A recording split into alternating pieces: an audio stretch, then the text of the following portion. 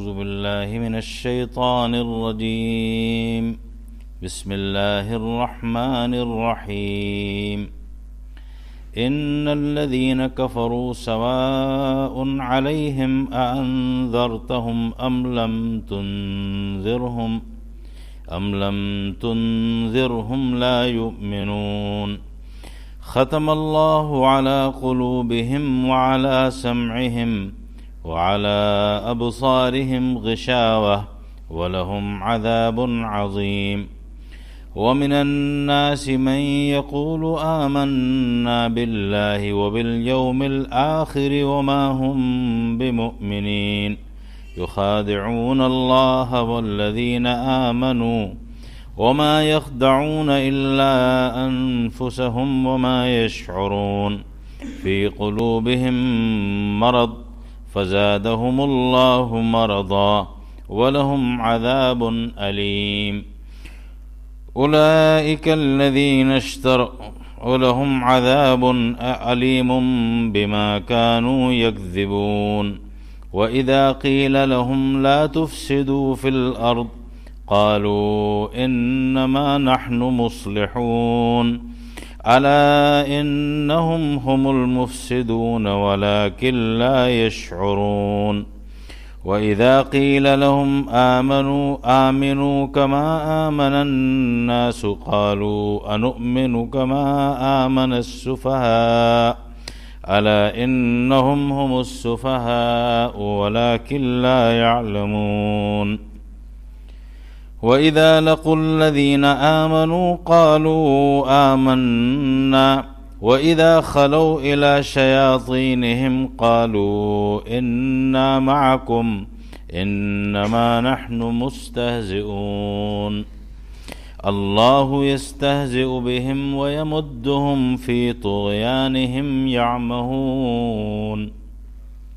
صدق اللہ العظیم۔ گزشتہ درس میں ہم نے یہ بات آپ کے سامنے رکھی تھی کہ سورہ بقرہ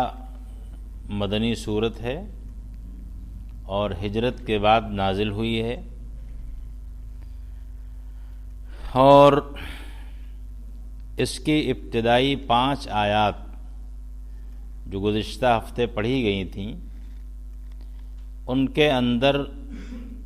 سورہ فاتحہ میں جو سوال تھا، جو دعا مانگی گئی تھی، اس کا جواب دیا گیا ہے، اور جواب اس طریقے سے ہے کہ ہدایت کی دعا مانگی گئی تھی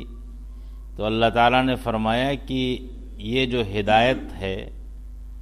وہ یہی ہدایت نامہ ہے جو تمہارے سامنے ہے، ذالک الکتاب۔ تو قرآن مجید کا ہدایت نامہ ہونا بتایا گیا، اس کے بعد یہ بات بتائی گئی کہ یہ قرآن اللہ کا کلام ہے، اللہ کی کتاب ہے، اس کے سچا ہونے میں، اللہ کی طرف سے ہونے میں کسی طریقے کا کوئی شک شبہ نہیں ہے۔ تیسری بات یہ بتائی گئی تھی کہ اب یہ کتاب آ جانے کے بعد اور یہ ہدایت نامہ آ جانے کے بعد جن لوگوں نے اس کو اختیار کیا ان کا تذکرہ ہوا، پھر ان کی صفات بتائی گئیں کہ یہ وہ لوگ ہیں جو غیب پر ایمان رکھتے ہیں، جو زکوٰۃ ادا کرتے ہیں، جو نماز ادا کرتے ہیں، نماز ٹھیک ٹھیک پڑھتے ہیں، خشوع خضوع کے ساتھ ادا کرتے ہیں۔ فرمایا گیا کہ یہی وہ لوگ ہیں جو پورے طور پر کامیاب ہیں۔ تو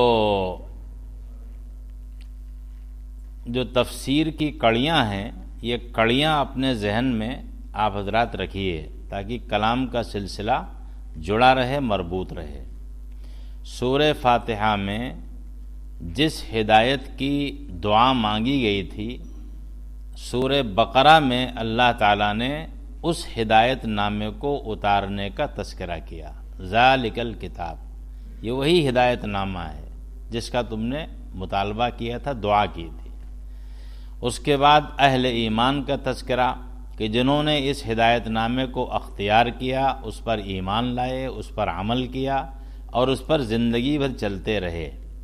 یہی وہ لوگ ہیں جو حقیقی طور پر کامیاب ہیں، اس دنیا میں بھی اور آخرت میں بھی۔ آج جو سبق شروع ہو رہا ہے اس کا سلسلہ چلا گیا ہے 15 آیتوں تک، اور ان 15 آیتوں میں سے ان میں ذکر کیا ہے اللہ سبحانہ و تعالی نے بالکل پچھلے گروہ کے مقابل گروہ کا۔ پچھلے گروہ کا تذکرہ تھا ہدایت یافتہ لوگوں کا، اہل ایمان کا، نماز ادا کرنے والوں کا، زکوٰۃ دینے والوں کا، یعنی اہل ایمان کا، اہل عمل کا اور کامیاب ہونے والوں کا۔ اس کے بالمقابل دوسرا گروہ جو ہے یعنی کفر اختیار کرنے والوں کا، ضد کا، عناد کا اور اللہ کی آیات کے ساتھ استہزاء کا، مذاق کا اور عمل نہ کرنے کا۔ اب اس گروہ کے اندر 2 قسم کے لوگ تھے۔ ایک تو وہ تھے جو بالکل کھلم کھلا انکار کرتے تھے، اور ان کو قرآن کی اصطلاح میں کافر کہا گیا ہے۔ کافر کے معنی ہوتے ہیں انکار کرنے والے کے، اور کافر کے معنی چھپانے والے کے بھی ہوتے ہیں، اور اسی وجہ سے کاشتکار کو بھی قرآن مجید نے کفار کے لفظ سے تعبیر کیا ہے، وہ اس لیے کہ وہ دانے اور بیج کو زمین میں چھپاتا ہے۔ تو لفظی اعتبار سے کاشتکاروں کو بھی قرآن مجید میں کفار کے لفظ سے ادا کیا گیا ہے، وہ لغوی معنی میں ہے، اصطلاحی معنی میں نہیں ہے۔ اور انکار کرنے والے اور ناشکری کرنے والے، ان کے لیے جو اصطلاح استعمال کی ہے قرآن نے وہ دوسری ہے، اور وہ یہ ہے کہ یہ اس احسان کو چھپاتے ہیں جو اللہ تعالیٰ نے ان کے ساتھ کیا ہے۔ اور وہ احسان کیا ہے؟ وہ احسان ہے وہ استعداد اور صلاحیت جو قبول حق کے لیے اللہ سبحانہ و تعالیٰ نے ہر آدمی کے دل میں رکھی ہے پیدائش کے وقت سے۔ اس کو یاد رکھیے گا، اسی لیے حدیث میں فرمایا گیا ہے کل مولود یولد علی الفطرہ فابواہ یحودانہ او یمجسانہ او ینصرانہ، کہ ہر بچہ جو پیدا ہوتا ہے وہ اصل اسلام کی فطرت پر پیدا ہوتا ہے، اس کے اندر وہ استعداد فطری موجود ہوتی ہے جو حق کو قبول کرنے والی ہوتی ہے۔ اس کے بعد پھر کیا ہوتا ہے کہ اس کے ماں باپ فابواہ، اس کے ماں باپ اس کو یہودی بنا دیتے ہیں یا مجوسی بنا دیتے ہیں یا عیسائی بنا دیتے ہیں۔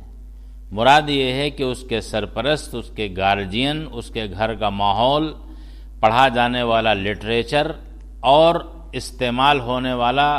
وہ سارا میٹیریل جو گھر میں آتا ہے، چاہے وہ الیکٹرانک میڈیا سے ہو، چاہے وہ دوسرے ذرائع سے ہو یا لٹریچر سے ہو، یہ سارا ماحول اثر انداز ہوتا ہے بچے کے اوپر، اور نتیجے میں وہ استعداد جو اللہ نے پیدا کی ہے قبول حق کی، وہ استعداد دھیرے دھیرے فنا ہوتی رہتی ہے، ختم ہوتی رہتی ہے، اور قبول حق کی صلاحیت یہاں تک کہ مر جاتی ہے۔ تو ہر بچہ جب دنیا میں آتا ہے تو حق اور صداقت کو قبول کرنے کی صلاحیت اور استعداد لے کر کے آتا ہے۔ اب ظاہر ہے کہ اگر کوئی اس صلاحیت کو فنا کر دے، اس استعداد کو برباد کر دے، تو اس کا مطلب یہ ہے کہ اس محسن کے احسان کو چھپایا جا رہا ہے جو اللہ سبحانہ و تعالیٰ نے ہر انسان کے ساتھ کیا ہے۔ بہرکیف شریعت کی اصطلاح میں کافر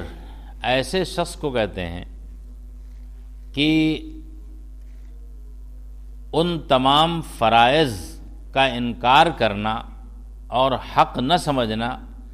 جو اللہ کے رسول صلی اللہ علیہ وسلم لے کر کے آئے ہیں، اور جن کا ثبوت یقینی اور قطعی طور پر ہے، جیسے اللہ کا وجود، نبی کی رسالت، قرآن کا برحق ہونا، فرشتوں کا حق ہونا، گزشتہ انبیاء کا برحق ہونا، اور حساب و کتاب کا صحیح ہونا، یہ دیگر چیزیں، یہ جتنی چیزیں وہ تمام فرائض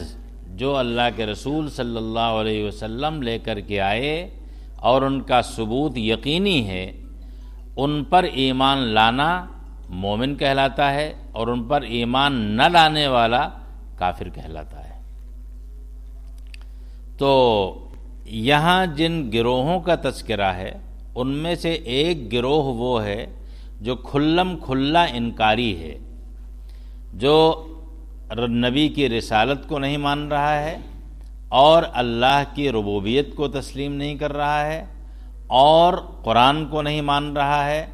بلکہ مسلمانوں سے، اللہ کے رسول سے اور آپ کی دعوت سے ایک طریقے کا عناد رکھ رہا ہے اور اس کے دل میں غیظ و غضب بھرا ہوا ہے اس کے خلاف، تو اس کو کہتے ہیں کافر۔ دوسرا طبقہ وہ ہے جو کھلم کھلا تو انکار نہیں کرتا ہے، لیکن ان کے دلوں میں کفر چھپا ہے، اپنی زبان سے وہ ایمان کا اظہار کرتے ہیں لیکن دل میں ان کے کفر چھپا ہوا ہے، اور یہ بات زیادہ خطرناک ہے۔ اور اللہ کے رسول صلی اللہ علیہ وسلم کے ذریعے سے قرآن پاک کی 13 آیتیں انہی کے اوپر صرف کی گئی ہیں، انہی کے بیان میں۔ کفار کا تذکرہ صرف 2 آیتوں میں ہے، اس لیے کہ ان کا معاملہ کھلا ہوا ہے، جو مومن ہے وہ مومن ہے، جو نہیں ایمان لا رہا ہے وہ کافر ہے، ان کی پوزیشن واضح اور صاف ہے، ان کی بھی پوزیشن واضح اور صاف ہے۔ لیکن تیسرا جو گروہ ہے جس کو قرآن کی اصطلاح میں منافق کہا گیا ہے، اس کی پوزیشن صاف نہیں ہے۔ یہ لوگ آستین کے سانپ ہیں، یہ وہ لوگ ہیں جو اپنی زبان سے ایمان کا اظہار کرتے ہیں لیکن حقیقت میں کفر چھپائے ہوئے ہیں۔ ان کا تعلق دشمنان دین سے ہے، دشمنان اسلام سے ہے، اللہ کے رسول کے دشمنوں سے ہے، دین کے دشمنوں سے ہے، ان کے ساتھ مل کر کے ساز باز کرتے ہیں، ان کے ہاں میں ہاں ملاتے ہیں۔ اور قرآن کی تعبیر میں آگے آ رہی آیت کہ جب یہ اہل ایمان کے پاس جاتے ہیں تو کہتے ہیں کہ ہم تو تمہارے ساتھ ہیں، ہم مومن ہیں، تمہارے ساتھ ہیں، اور جب اپنے لوگوں میں جا کر کے بیٹھتے اٹھتے ہیں، اپنے گروہ میں، تو کہتے ہیں انا معکم،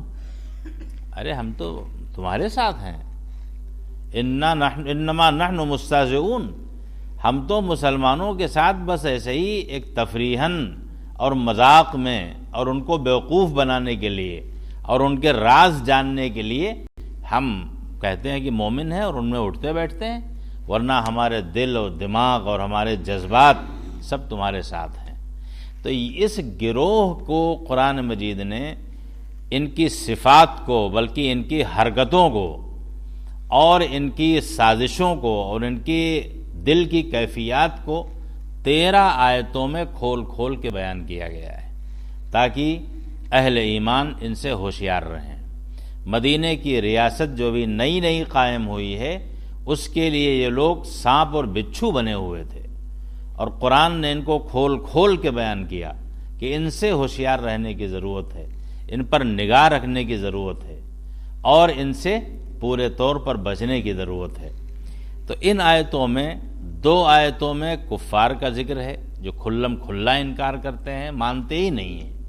اور باقی جو 13 آیتیں ہیں ان میں ان کا تذکرہ ہے جو ایمان کا اظہار زبان سے کرتے ہیں لیکن حقیقت میں ان کے اندر کفر چھپا ہوا ہے۔ اس کے لیے قرآن نے منافق کہا ہے۔ یہ اپنے اندر ایک لفظ ہی عجیب و غریب ہے جو استعمال ہوا ہے۔ منافق کہتے ہیں، یعنی اصلاً تو یہ جانور کی صفت ہے، گوہ جو ہے جانور ہے، اور اس کی صفت یہ ہے کہ وہ اپنے شکاری کو دھوکہ دینے کے لیے ایک بل سے داخل ہوتا ہے اور اگلے بل سے پار ہو جاتا ہے، تو اس کا شکار بہت مشکل ہوتا ہے، کر نہیں پاتے لوگ، ادھر سے داخل ہوا ادھر سے نکل گیا۔ تو دھوکہ، نافق ینافق منافقتاً کا جو لفظ استعمال کیا قرآن نے، اس کے خمیر میں دھوکہ ہے، اس کے اندر دھوکہ شامل ہے۔ تو منافق کا جو لفظ ہے وہ اسی دھوکے سے بنا ہے، اور اللہ تعالیٰ یہ اس لفظ کا استعمال کر کے بتانا چاہتا ہے کہ اے لوگو، یہ صفت اصلاً جانور کی صفت ہے، یہ انسان کی صفت نہیں ہے۔ انسان کا کام دھوکہ دینا نہیں ہے، یہ جانور کی صفت ہے۔ اور اسی لیے جو تعریف کی گئی ہے، نفاق کیا ہے؟ ابطان الکفر و اظہار الشر، برائی کا اظہار کرنا، اور برائی کا یعنی ابطان الشر، برائی کو چھپا کے رکھنا اور بھلائی کو ظاہر کرنا، ایمان کو ظاہر کرنا اور کفر کو اندر چھپا کر کے رکھنا، یہ اس کا نام ہے نفاق، اور جو یہ عمل کرے اس کو منافق کہتے ہیں۔ بہرحال بڑے اپنے انداز سے قرآن پاک نے اس کا تذکرہ ایسے شروع کیا ہے، ان الذین کفروا، اے پیارے نبی وہ لوگ جنہوں نے کھلم کھلا انکار کیا، نبوت کا انکار کیا، رسالت کا کیا، قرآن کا کیا، اللہ کا کیا، دیگر ان تمام چیزوں کا کیا جو آپ لے کر کے آئے۔ سواء علیہم انذرتہم ام لم تنذرہم، اب ان کے حق میں برابر ہے، آپ چاہے انہیں ڈرائیں اور چاہے نہ ڈرائیں۔ مفسرین نے یہاں پر لکھا ہے کہ یہ عام کافروں کے بارے میں یہ بات نہیں کہی گئی ہے، بلکہ ان کافروں کے بارے میں کہی گئی ہے جو اللہ کے علم ازلی میں یہ لکھا ہوا ہے کہ یہ کفر پر ہی مریں گے، اور ہدایت ان کے نصیب میں لکھی ہی نہیں ہے۔ تو ان کے بارے میں فرمایا گیا، اللہ کے رسول صلی اللہ علیہ وسلم تبلیغ فرماتے تھے، دعوت دیتے تھے، اس کے لیے گھر گھر جاتے تھے، کنڈیاں کھٹکھٹاتے تھے، کوئی موقع ہاتھ سے نہیں جانے دیتے تھے، کوئی میلہ ہو، کوئی ہاٹ ہو، بازار ہو، آپ وہاں پہنچتے تھے، دعوت دیتے تھے۔ اس کے باوجود اگر کوئی ایمان نہ لائے تو بشر ہونے کے ناطے، انسان ہونے کے ناطے دکھ تو ہوتا ہے، کڑھن تو ہوتی ہے اس کی۔ تو اللہ کے رسول صلی اللہ علیہ وسلم کو اس سے کڑھن ہوتی تھی، تو اللہ تعالیٰ نے تسلی دی اپنے نبی کو اور دلاسا دلایا کہ پیارے نبی، آپ ان کے اوپر جو محنت کر رہے ہیں ان کے نصیب میں ہی نہیں ہے کہ یہ ایمان لائیں، اور ہمارے علم ازلی میں یہ طے ہے کہ یہ ایمان قبول نہیں کریں گے، لہذا اب آپ انہیں ڈرائیں اور یا نہ ڈرائیں، ان کے حق میں سب برابر ہے۔ یہاں پر لفظ قرآن مجید نے انذار کا استعمال کیا ہے۔ انذار اور ابشار دو لفظ آتے ہیں، ایک کے معنی ہے خوشخبری دینا اور ایک کے معنی ہے ڈرانا، لیکن یہ ڈرانا اس طرح سے نہیں ہے جو عام ڈرانا ہوتا ہے۔ انذار اس ڈرانے کو کہتے ہیں جس کے اندر شفقت شامل ہو اور محبت شامل ہو، جیسے باپ اپنی اولاد کو سانپ سے ڈرائے، بچھو سے ڈرائے، کسی بھیڑیے سے ڈرائے، تکلیف دینے والی چیز سے ڈرائے کہ بیٹا اس کے قریب نہ جانا، اگر جاؤ گے تو تمہیں نقصان پہنچ جائے گا۔ انذار میں ڈرانے کا لفظ تو ہے، لیکن اپنی تمام شفقتوں اور محبتوں کے ساتھ ہے۔ اسی وجہ سے نذیر انبیاء کے لیے کہا گیا ہے، نذیر کا لفظ انبیاء کے لیے استعمال ہوا ہے۔ نذیر کے معنی ڈرانے والے کے ہیں، لیکن یہ ڈرانے والے وہ نہیں ہیں جیسے کہ چور اور ڈاکو اور دیگر لوگ دھمکی دیتے ہیں اور کسی کو ڈراتے ہیں، بلکہ پیغمبر اپنی تمام شفقتوں کے ساتھ، ساری محبتوں کے ساتھ کہ ہمارا یہ امتی عذاب آخرت سے بچ جائے، اللہ کی پکڑ سے بچ جائے، اللہ کی گرفت سے بچ جائے، یہ محبت اور شفقت نبی کے ڈرانے میں شامل ہوتی ہے، اور ظاہر ہے کہ یہ وہ چیز ہے جو عام ڈرانے سے اس ڈرانے کو جدا کر دیتی ہے۔ تو اللہ تعالیٰ فرماتا ہے کہ یہ لوگ جو کھلم کھلا انکاری ہیں، ان کے حق میں یہ برابر ہے کہ آپ ان کو ڈرائیں اور یا نہ ڈرائیں، لا یؤمنون، یہ ایمان نہیں لائیں گے۔ اب یہاں پر ایک سوال ہوتا ہے، ذہن میں ایک اشکال ہوتا ہے، اور وہ اشکال یہی ہے کہ جب ڈرانا اور نہ ڈرانا، دعوت دینا اور نہ دینا سب برابر ہے، تو آپ صلی اللہ علیہ وسلم پھر دعوت ہی ان کو کیوں دیتے تھے، بعد میں بھی دعوت دیتے رہے؟ تو اس کا جواب یہی ہے کہ یہاں پر اللہ تعالیٰ نے عام لوگوں کے حق میں یہ بات نہیں کہی ہے، انہی کے بارے میں کہی ہے جن کا اللہ کے علم میں کفر کی حالت پر مرنا ہی لکھا ہوا تھا، ان کے بارے میں کہی گئی ہے۔ ایک بات۔ دوسری بات یہ ہے کہ داعی کو اپنی دعوت سے کبھی مایوس نہیں ہونا چاہیے، اور ایمان لانا یا نہ لانا، دعوت کو قبول کرنا یا نہ قبول کرنا، یہ اس کے اوپر ہے، لیکن داعی کو اس کا اجر بہرحال ملتا رہے گا۔ اس لیے نبی کریم صلی اللہ علیہ وسلم اپنے دعوت کے سلسلے کو کبھی روکتے نہیں تھے، دعوت دیتے رہتے تھے، محنت کرتے رہتے تھے، اور اللہ کی طرف سے اس کا اجر ملتا رہتا تھا۔ کوئی ایمان لائے یا نہ لائے، اس سے کوئی فرق پڑنے والا نہیں ہے۔ تو سواء علیہم انذرتہم ام لم تنذرہم لا یؤمنون۔ حالانکہ ایسا بھی ہوا ہے کہ بہت سارے کفار، بے شمار کافر ایمان لائے، اسی وجہ سے ہم نے کہا کہ یہ عام کفار کے بارے میں نہیں ہے، انہی کے بارے میں فرمایا گیا ہے جن کا اللہ کے علم میں کفر کی حالت پہ مرنا ہی طے تھا۔ آگے انہی کافروں کا تذکرہ دوسری آیت میں بھی ہے، ختم اللہ علی قلوبہم وعلی سمعہم،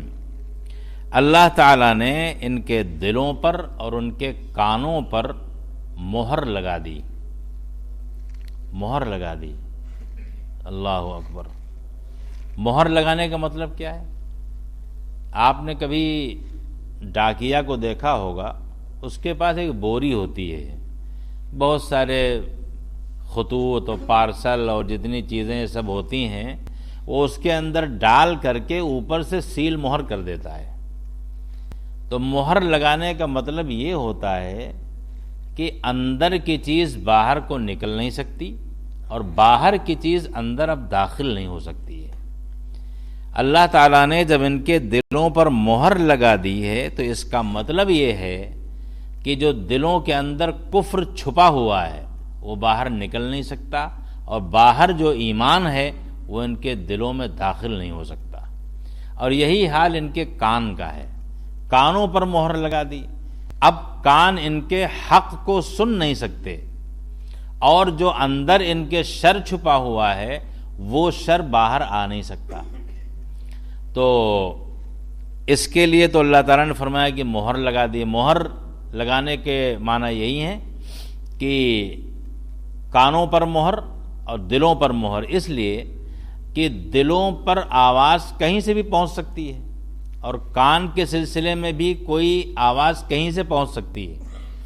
لیکن نگاہ جو ہے وہ صرف سامنے دیکھ سکتی ہے، نہ پیچھے دیکھ سکتی ہے، نہ بہت زیادہ دائیں اور بائیں دیکھ سکتی ہے، سامنے سے آنکھ دیکھ سکتی ہے۔ تو آنکھ کے اوپر پردہ ڈال دیا۔ اب آپ دیکھیے کہ تینوں ذرائع جو حق کے اندر جانے کے تھے، سماعت، بصارت اور قلب، دل کا احساس، یعنی دل کا احساس کی صلاحیت وہ ختم ہو گئی، اور سننے کی صلاحیت وہ ختم ہو گئی، آنکھوں کے اوپر پردہ پڑ گیا، دیکھنے کی صلاحیت وہ ختم ہو گئی۔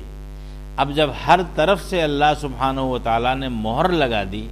تو پھر ظاہر ہے کہ اندر کا کفر اب نکل نہیں سکتا، اور باہر کا ایمان کسی بھی ذریعے سے ان کے اندر داخل نہیں ہو سکتا ہے۔ اسی کو کہتے ہیں مہر لگا دینا۔ مہر کے تعلق سے حدیث میں اس کی بڑی اچھی تشریح آئی ہے، وضاحت آئی ہے۔ اللہ کے رسول علیہ الصلاۃ والسلام نے فرمایا کہ جب کوئی بندہ گناہ کرتا ہے، اذا اذنب العبد ذنبا، بندہ کوئی گناہ کرتا ہے تو اس کے دل پہ ایک سیاہ نقطہ لگ جاتا ہے، اس کے دل پر ایک کالا دھبا لگ جاتا ہے۔ اب اگر بندہ توبہ کر لیتا ہے تو دھبا صاف ہو جاتا ہے، اور اگر توبہ نہیں کرتا ہے، دوبارہ پھر گناہ کرتا ہے تو وہ دھبا اور بڑھ جاتا ہے۔ اگر پھر توبہ کر لیتا ہے تو بھی صاف ہو جاتا ہے، اس کے بعد بھی اگر توبہ نہیں کرتا تو پھر یہ دھبا اور لگ جاتا ہے، یہاں تک کہ توبہ وہ کرتا نہیں ہے اور گناہوں کے دھبے بڑھتے جاتے ہیں، بڑھتے بڑھتے بڑھتے بڑھتے اتنا بڑھتے ہیں کہ پورے دل کو اپنے دائرے اور اپنے احاطے میں لے لیتے ہیں۔ اسی کا نام ہے مہر لگنا، اور اسی کا نام ہے زنگ آلود ہونا، زنگ لگ جانا، جس کو قرآن نے کہیں اور کہا ہے کلا بل ران علی قلوبہم، ان کے دلوں پر زنگ لگ گیا ہے، اور کہیں تعبیر کیا گیا ہے کہ ان کے دلوں پر مہر لگ گئی ہے۔ اور سب کا حاصل یہ ہے کہ حق بات کے اندر جانے کے سارے ذرائع اب مسدود ہو چکے ہیں، لہذا اب ان کے اندر اس کی صلاحیت نہیں ہے کہ وہ حق کو قبول کریں۔ ختم اللہ علی قلوبہم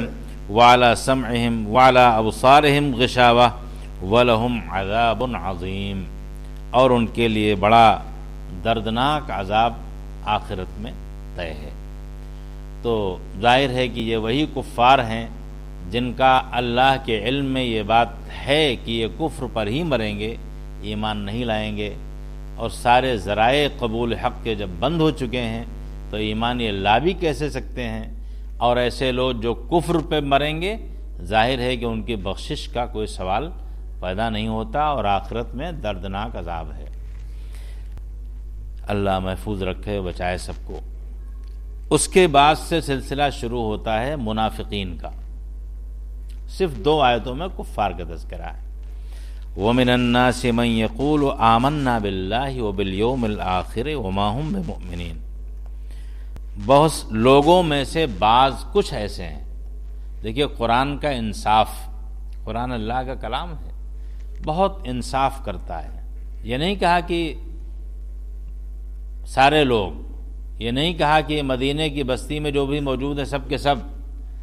من الناس، لوگوں میں سے کچھ لوگ ضرور ایسے ہیں، بعض ایسے ہیں،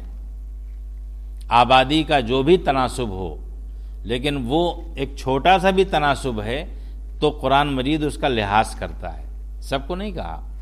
من الناس من یقول آمنا باللہ، بعض لوگ ہیں جو یہ کہتے ہیں کہ ہم اللہ پر ایمان لائے، یوم آخرت پر ایمان لائے، وما ہم بموقنین، حالانکہ واقعہ یہ ہے کہ ان کے اندر ایمان اور یقین کی کوئی چیز پائی نہیں جاتی۔ اللہ اکبر، یعنی آپ سمجھیے کہ جس وقت یہ آیات اترتی ہوں گی مدینہ منورہ میں تو ایسا لگتا تھا ان لوگوں کو کہ یہ آیتیں نہیں ہیں بلکہ یہ ریوالور کی گولیاں ہیں جو پڑ رہی ہیں، یہ تیر ہیں جو بدن میں چبھ رہے ہیں۔ ان کی پول کھل جاتی تھی، ان کی سازشیں کھل جاتی تھیں۔ اللہ کے رسول علیہ الصلوۃ والسلام کے خلاف یہ جو سازشیں کرتے تھے ان کی پول کھل جاتی تھی۔ اور بہت سی آیتوں میں انہی منافقین کے تعلق سے بات فرمائی گئی ہے کہ اگر آپ ان سے کہیں کہ جنگ کی طرف چلنا ہے، جہاد کرنا ہے، یقولون ان بیوتنا عورہ، تو یہ کہتے ہیں کہ اللہ کے رسول ہمارے تو گھر خالی پڑے ہوئے ہیں، گھر میں کوئی ہے ہی نہیں، کوئی مرد نہیں، کیسے گھر چھوڑ دیں، کیسے نکلیں، کیسے جائیں، ان بیوتنا عورہ۔ انہوں نے یہ لفظ کہا، آسمان سے آیت اتری وما ہی بعورہ، بالکل گھر خالی نہیں ہے۔ وما ہی بعورہ ان یریدون الا فرارا، یہ صرف اپنی جان بچانے کے لیے ایسا کر رہے ہیں۔ اب آپ دیکھیے، یعنی یہ وہ زمانہ ہے جہاں آسمان و زمین گلے مل رہے تھے، جہاں فرشتوں کا نزول ہو رہا تھا، جہاں براہ راست آسمانی حکومت اور زمین کی حکومت میں رابطہ قائم تھا، اور کوئی بات ہوتی تھی فوراً اوپر سے ٹوکا جاتا تھا، کوئی سازش ہوتی تھی اس کو کھول دیا جاتا تھا۔ تو کہتے تھے کہ یقولون ان بیوتنا عورہ، اللہ کے رسول ہمارے گھر میں تو کوئی ہے ہی نہیں، ہم کیسے جائیں، کیا عورتوں کو چھوڑ دیں، مرد ہے ہی نہیں بالکل۔ اللہ تعالیٰ فرمائے ما ہی بعورہ، نہ بالکل ان کے گھر خالی نہیں ہیں، ایسا نہیں ہے کہ گھر خالی ہوں۔ ان یریدون الا فرارا، یہ صرف بھاگنا چاہتے ہیں، جان بچانا چاہتے ہیں۔ اور آگے فرمایا گیا ہے اگر ابھی ان کو کسی برے کام کی طرف بلایا جائے، کہا جائے، تو یہ کیا کریں گے؟ ایک دم یکجٹ ہو کر کے یہ دوڑ پڑیں گے۔ برائی کے لیے کوئی کہے، ان کے پاس وقت ہے، ان کے پاس ساری صلاحیت ہے، جانے کے لیے تیار ہیں۔ اور اگر ان کو غزوے اور جہاد کے لیے کہا جاتا ہے تو کہتے ہیں کہ اللہ کے رسول ہمارے تو گھروں میں کوئی ہے ہی نہیں، ہم جائیں کیسے؟ تو یہ انہی لوگوں کے بارے میں ہے کہ من یقول آمنا باللہ وبالیوم الآخر وما هم بمؤمنین، کہ یہ وہ لوگ ہیں جو کہتے ہیں کہ ہم اللہ پر ایمان لائے، آخرت کے دن پر ایمان لائے۔ اللہ تعالیٰ فرما رہا ہے وہ بالکل ایمان اور یقین نہیں رکھتے۔ یہ کون سا ایمان ہے کہ آپ ایمان بھی رکھتے ہیں اور نبی کے خلاف سازش کرتے ہیں؟ یہ کون سا ایمان ہے کہ آپ ایمان بھی رکھتے ہیں اور دشمنان دین کو اسلام کے خلاف اکساتے بھی ہیں؟ یہ کون سا ایمان ہے کہ آپ صاحب ایمان بھی ہیں اور مسلمانوں سے آپ نفرت بھی کرتے ہیں، مسلمانوں سے آپ کو محبت بھی نہیں بلکہ نفرت ہے؟